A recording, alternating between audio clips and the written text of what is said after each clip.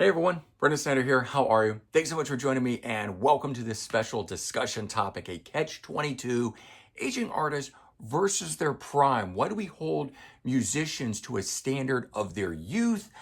We don't really want our favorite artists to retire, obviously. We want them to keep singing, keep recording, keep making new music, but we aren't always accepting of them when they don't sound the same or when they can't perform at the same level they once did. So that's what we're going to be discussing here on this episode. And before we get into it though, if you are new to my channel and you haven't already hit the subscribe button, please do. Also leave a comment, hit like. All those things do help support my channel. I greatly appreciate it. And of course, as an added bonus, by turning on notifications, you'll never miss an episode and stay up to date on really cool things like this with a discussion about why we hold our favorite musicians to standards of their youth when obviously things change over time.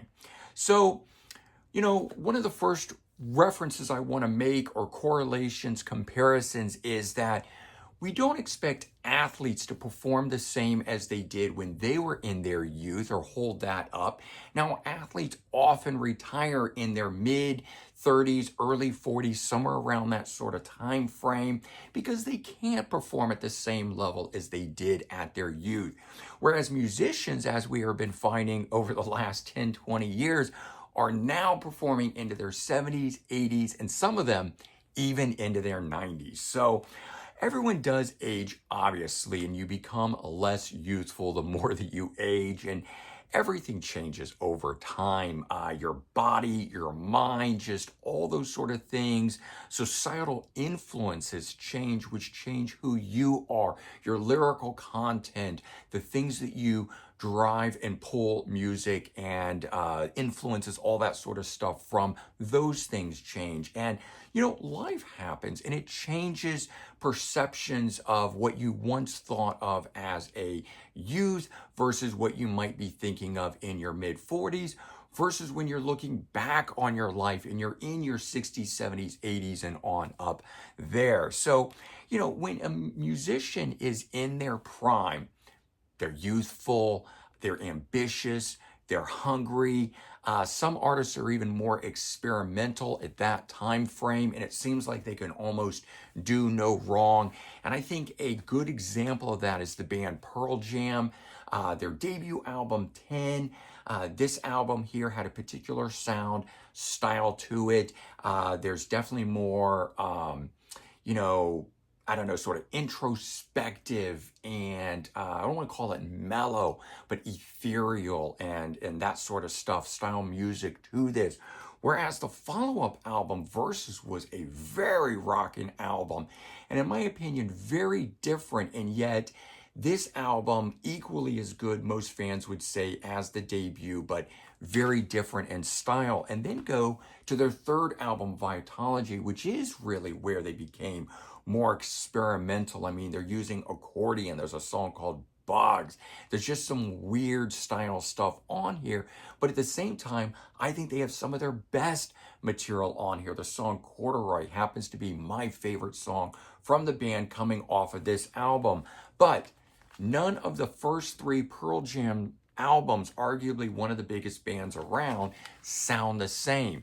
And they would continue to change in everything. But now, where the band is today, they have pretty much settled into a particular style and way of playing, and that's who they are. And a lot of bands do that. There's also, when you're in your youth, there's that whole sort of don't give a fuck attitude kind of thing. Guns N' Roses, Axl Rose being a big person who I think signifies all of that. If you remember the heyday of that band from the 87, 88, 89 era, then returning in 91 versus who they are today out on the road. Back then, they went on whenever they wanted to go on. They said what they wanted to say. They canceled an interview, walked out. It didn't matter, and yet those guys remained big. That was rock and roll. The types of things that they were doing, people accepted it. They were also at the height of their prime, heyday, all of that sort of stuff. Today, Axl Rose has really mellowed out. He's still a bit of a recluse, but he goes on stage on time, and you don't have all that attitude and everything from anyone in the band, but I think that comes from age. And also that's why they've been able to reunite.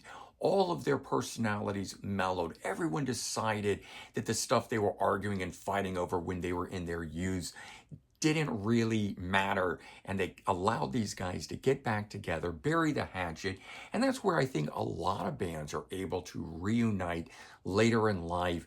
And so when we hold these bands to that standard, and if you wanted them literally as they were in their youth, you probably actually wouldn't have a lot of these bands reuniting or still going in some degree. They would have imploded upon themselves, and that would be all we were ever getting from those artists.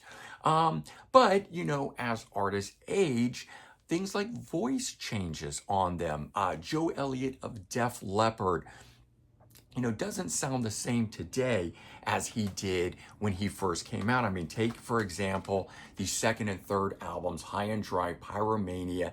His vocals are amazing, can hit these really high notes, and obviously that's what we all love.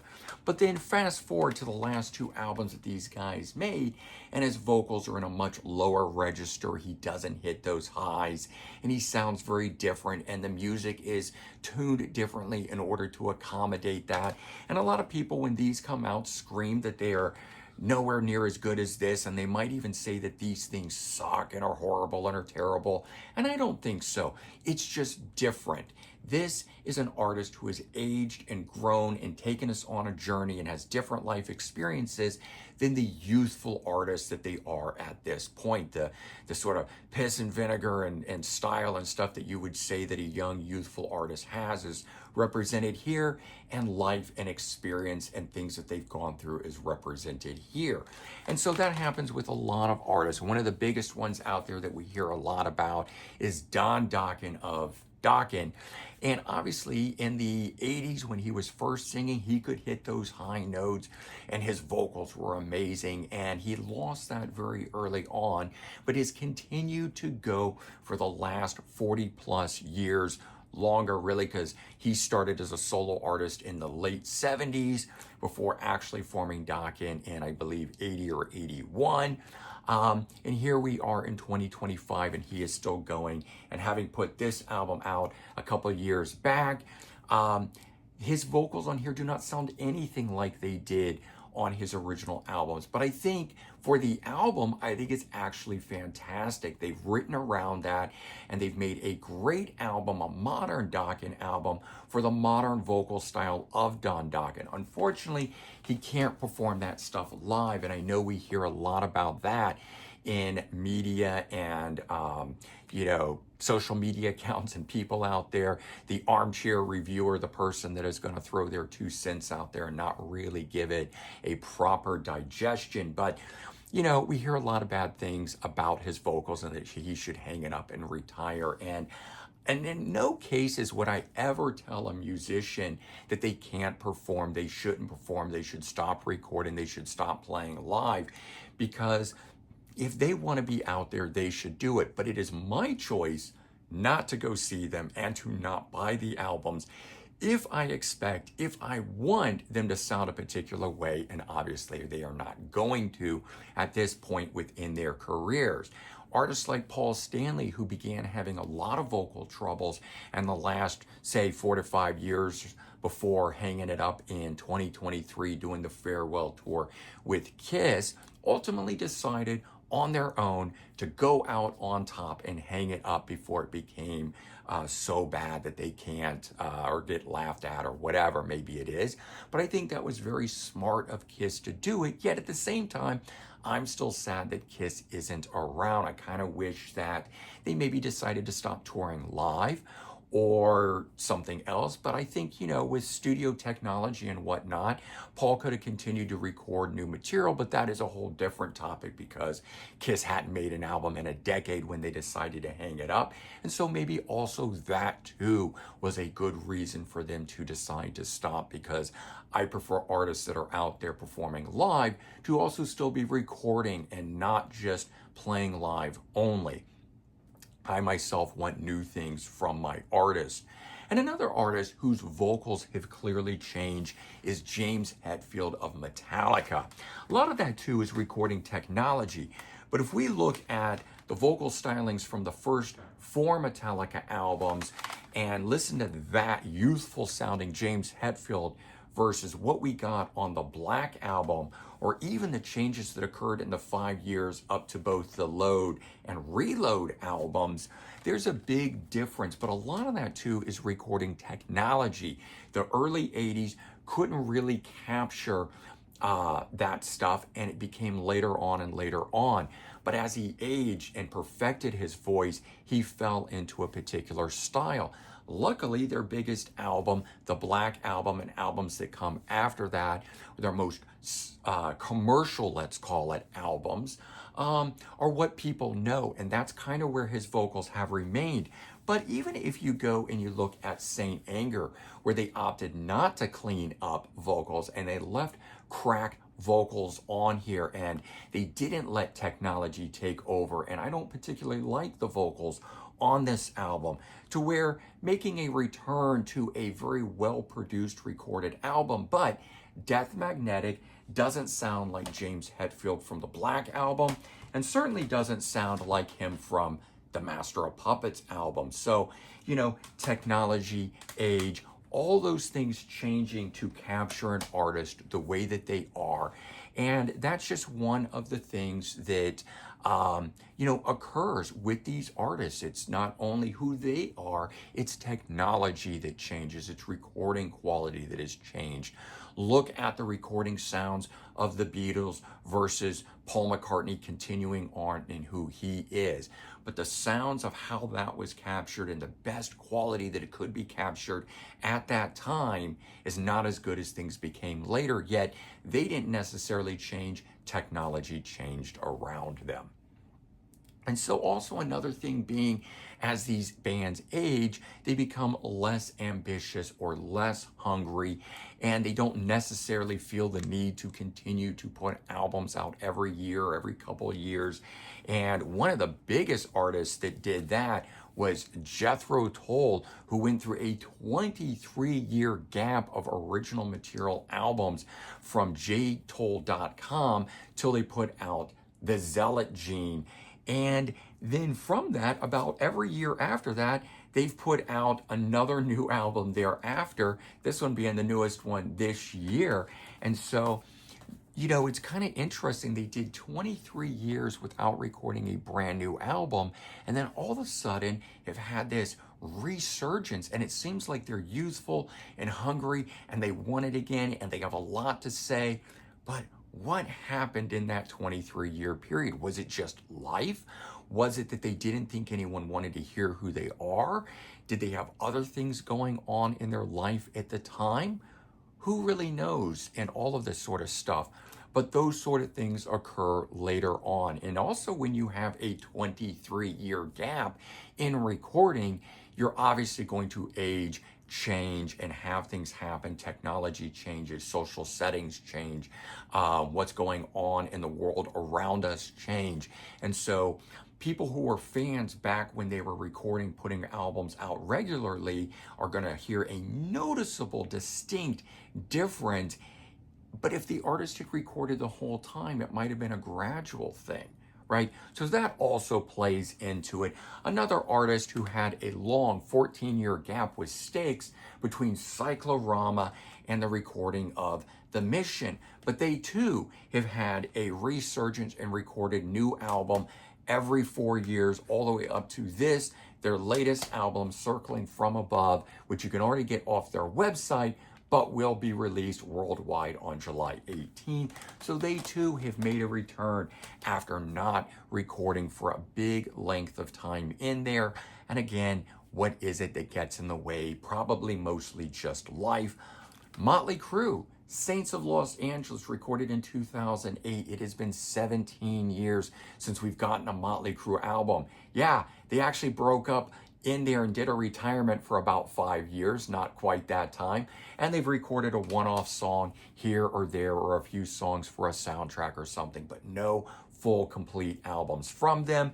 And maybe, arguably, the most famous long span was Guns N' Roses and their 17-year span from the Use Your Illusion albums until we eventually got Chinese Democracy. Here's the crazy thing.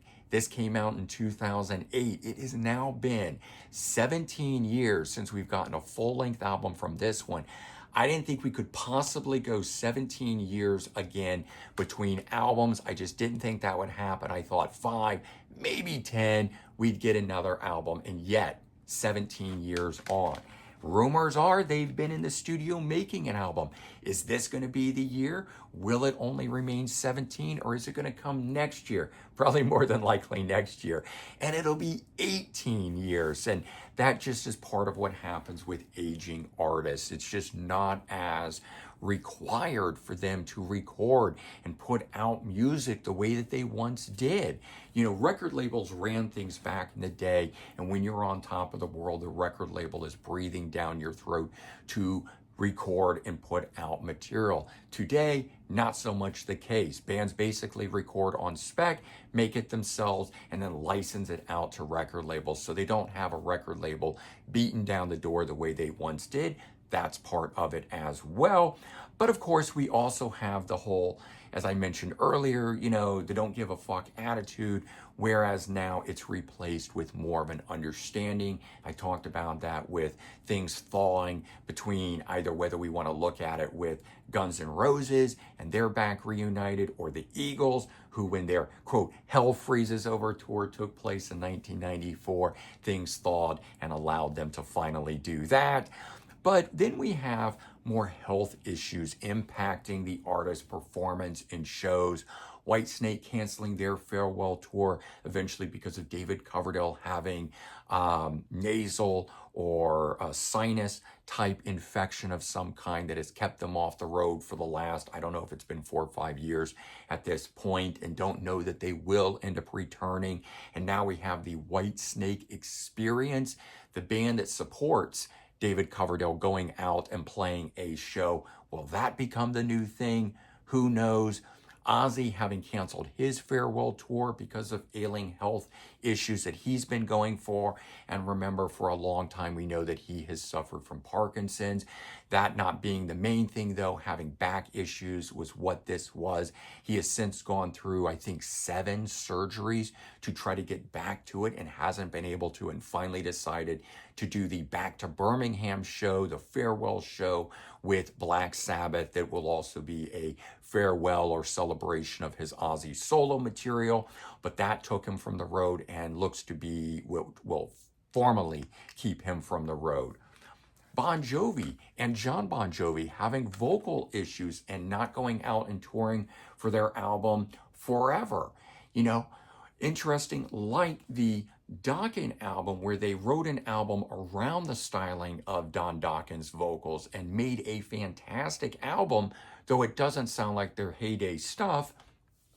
Bon Jovi, the band, did the same thing. It's sung in a lower register. It's sung in a way that John Bon Jovi can sing, and it sounds great. And it is a really good album. But of course, it doesn't sound like Slippery When Wet or some of those early albums like New Jersey and stuff like that. We have Aerosmith, who had to cancel their farewell tour because Steven Tyler blew out a vocal cord or ripped a vocal cord, something along those lines. And yet he has been healing for the last couple of years and gone out and sung a few songs here or there, or gotten up on stage and done some stuff. You know, will there ever be Aerosmith going out on the road and doing the 2-hour set, performing to the level that Aerosmith once could? Who knows? We may never see that from John Bon Jovi and Bon Jovi ever again, although they just performed their first show since 2022. It was a one-off it wasn't invite only. You had to basically purchase a ticket, go to this undisclosed location. It was a destination weekend type thing. But they did a show, and maybe that will lead to them going out on the road. I know that the band is rehearsed for being able to do that. So the final thing is where we have what I call the band's handlers, the people that are in charge, whether management, family members, you have allowing them to go out and perform with health issues when maybe they shouldn't be doing it. And I think case in point being an artist like Brian Wilson, who was suffering from dementia and still out on the road. And I don't know the ins and outs. I can't speak. Maybe Brian had moments of lucidity where he demanded and wanted to be out doing it, but there were equally amount of times where he didn't look to know where he was or what he was doing. He had to actually be walked out on stage by two people and sat down. And then it just kind of looked like he was in a daze going through the motions and nothing. And that was it. And I don't know that those artists should be out doing that. I really hope that it's not the handlers, the family members continuing that to make the buck because such big money is rolling in on these artists. I would like to think that it is the artist who wants to be out there. And while that type of performance is not for me, I know there were a lot of people that wanted to go catch those final shows with those artists. Tony Bennett, suffering from Alzheimer's, stayed out on the road, I think far too long, having those moments where he didn't know where he was, who he was, and then other moments of lucidity where he could go out and perform, but they had to stop that tour and cancel all remaining shows as the family finally realized that he was too far gone and was not going to be able to do it anymore. And we have Ozzy Osbourne suffering from Parkinson's and other ailments and issues, but yet we have who we all know is running the show, Sharon Osbourne, putting together the Back to Birmingham, Back to the Beginning show for the farewell with Black Sabbath and with his solo material. And yet I do know Ozzy really, really wanted to make a return for the fans. And I think it was finally decided that he's never going to get back to where he was. And let's do one last big hurrah. But what will that be? How will Ozzy perform? Will it be up to snuff? Will it be a disappointment or will it be a grand celebration? Only time will tell because that show has not taken place yet. That is somewhere off in the next few months. In the fall, we will see that and can better respond to it at that point. But so, in the end, why do we hold musicians to the standards of their youth? You know, as fans, we want to see our favorite artists continue, I think. They almost become a part of our lives. For some of us, it's like another family member. You know so much about them. You've grown up with them. Maybe you've never met them. You don't have that kind of a bond with them, but you have a different kind of bond.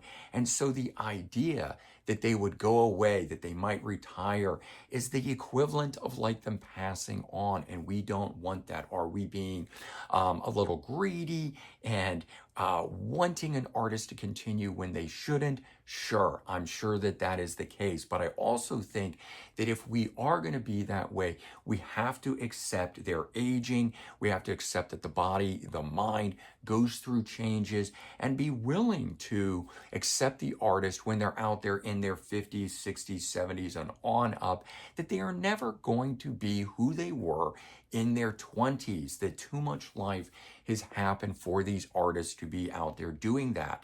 And it doesn't mean that you don't have to like the new material. You don't have to like who they are as an artist today. You simply don't have to go to that. I myself don't want to see the artists not performing up to par to where I remember them. Some artists that I know that are not able to do that, I am simply choosing to not go see them live. I am a huge Dokken fan, and I've seen Dokken, but I'm not going to go see Dokken today. I'm a big Mley Crew fan, but Vince Neil can't sing any longer, and I'm choosing not to go see them.